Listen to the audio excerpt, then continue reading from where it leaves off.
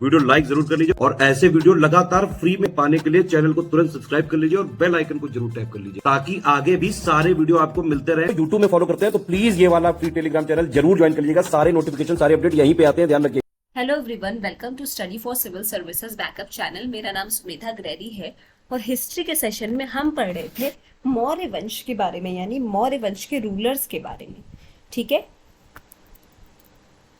अब last session में हमने किस रूलर के बारे में डिस्कस किया था? हमने बिंदुसार के बारे में डिस्कस किया था। अब बिंदुसार को ग्रीक्स जो है स्टूडेंट्स अमृता घाट या अमृतोचेट्स भी कहते थे। उसका मतलब क्या हुआ? मतलब शत्रुओं का विनाश करने वाला, डिस्ट्रॉयर ऑफ एनिमीज। ठीक है, किसको कहते थे ग्रीक्स? बिंदुसार को। अब इनका एक और नाम था सिंहसेन। इनकी माता का नाम क्या था? दुर्धरा, और पिता का चंद्रगुप्त मौर्य।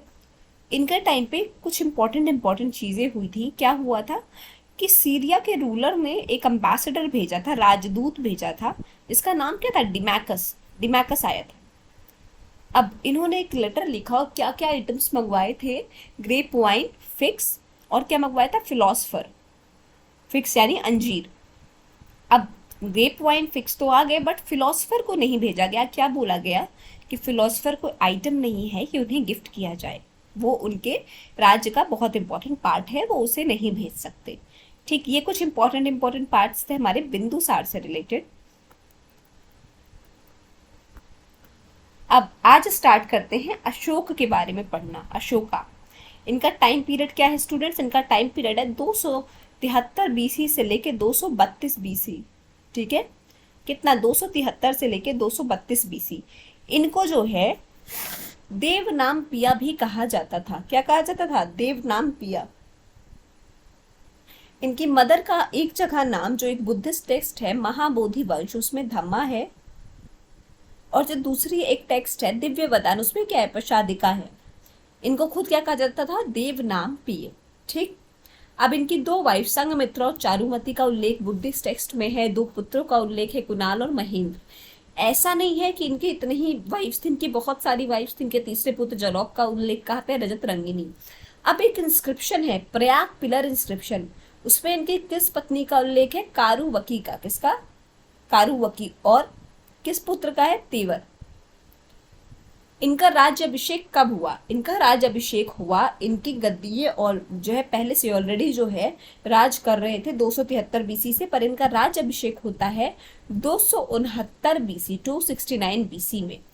अब वैसे तो स्टूडेंट्स क्या होता है कि राजा को हम कैसे देखते हैं? जब वो अपनी प्रजा के लिए अच्छे काम करते हैं तो हम क्या मानते हैं? वो एक नेक दिल राजा थे।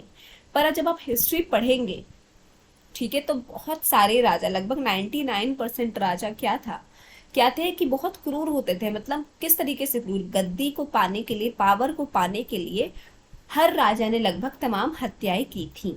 ठीक, तो इसी प्रकार अशोका ने भी अपने 99 भाइयों का खून किया था, कत्ल किया था अपने 99 भाइयों का। सबसे छोटा थे तिस्सा, उनको जो है छोड़ दिया था। बाकी इन्होंने 99 भाइयों को मार डाला था अपने। किस वजह से? ताकि वो राजा बन पाए, वो गद्दी पे बैठ पाए। ठीक है, तो इन्होंने अपने कितने भाइयों को मार डाला था? 99 भाइयों को मार डाला था। इनका राज्य अभिषेक कब हुआ? 269 बीसी में। अब अपने राज्य अभिषेक के 8 साल बाद, यानी राजा बनने के प्रॉपर 8 साल बाद 261 बीसी में इन्होंने कौन सी लड़ाई लड़ी? बहुत इंपॉर्टेंट है ये। इन्होंने लड़ा कलिंगा वार और कलिंगा को जीत लिया।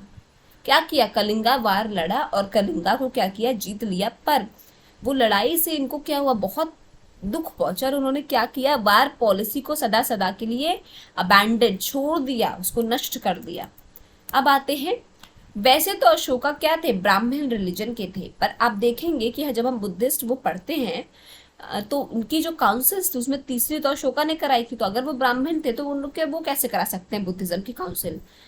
तो क्या हुआ कि उपागुप्त जो है, उपागुप्त के द्वारा उनको ब्राह्मण बुद्धिज्म के बारे में जो है शिक्षा मिली। किसके द्वारा? उपागुप्त के द्वारा उनको बुद्धिज्म के बारे में शिक्षा मिली और वो किस रिलीजन को फिर फॉलो करने लगे? बुद्धिज्म को। और उन्हें थर्ड बुद्धिस्ट काउंसिल कराई। ठीक है, कहाँ पे? पाटलिपुत्र में। फिर आते हैं the promotion of Dhamma Ashoka saint. Ashoka buddhism के प्रचार के लिए काफी मिशनरीज भेजते थे। इसका उल्लेख किस टेक्स्ट में है? महावंश में है। किस टेक्स्ट में? महावंश। ठीक है। ये जो उपागुप्त वाला लाइन है ये बहुत इंपॉर्टेंट है कि अशोका किसके अंडर में आके उन्होंने जो है बुद्धिज्म को फॉलो करना स्टार्ट किया, उपागुप्त के अंडर। ठीक, आज का सेशन यहाँ एंड करते हैं। आई होप आपको समझ में आएगा। कोई भी डाउट हो तो प्लीज कमेंट सेक्शन में कमेंट करके जरूर बताइएगा।